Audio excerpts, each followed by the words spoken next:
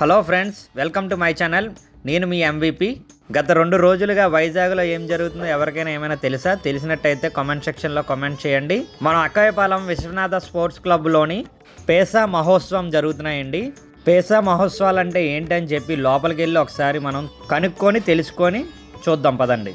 మనోడితో మాట్లాడాను కదా, అతను రాజస్థాన్ అండి, హిందీలో మాట్లాడుతున్నారు. చాలామందికి అర్థం కాదు కాబట్టి నేనే తెలుగులో చెప్తాను. ఈ పేసా ఉత్సవాలు అంటే వివిధ స్టేట్ల నుంచి వాళ్ళ ఒక కల్చర్ యాక్టివిటీస్ని తెలిపొందడానికి ఒక స్టేజ్ని క్రియేట్ చేశారండి మన ఏపీ గవర్నమెంట్.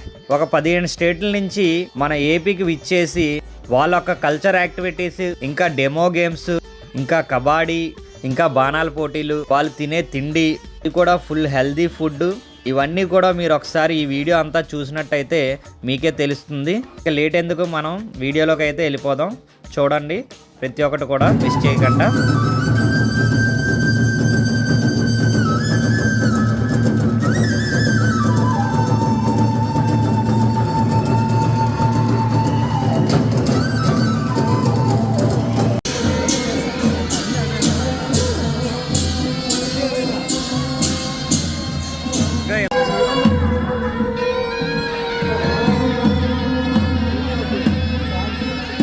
వీళ్ళ పాటల పోటీలు అయితే మీరు చూడొచ్చండి ఈ స్టేజ్.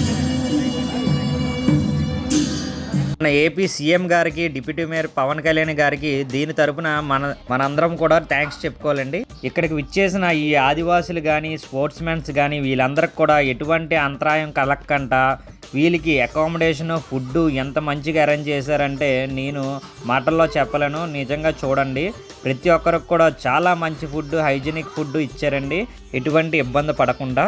సార్, ఈ ప్లేట్లో చూడండి ఎన్ని ఐటమ్స్ ఉన్నాయో. ఇన్ని వేల మందికి ఈ ఫుడ్ని అందజేయడం చాలా గ్రేట్ అండి. మన ఏపీ గవర్నమెంట్కి అయితే నేనైతే చాలా థ్యాంక్స్ చెప్పుకుంటున్నాను.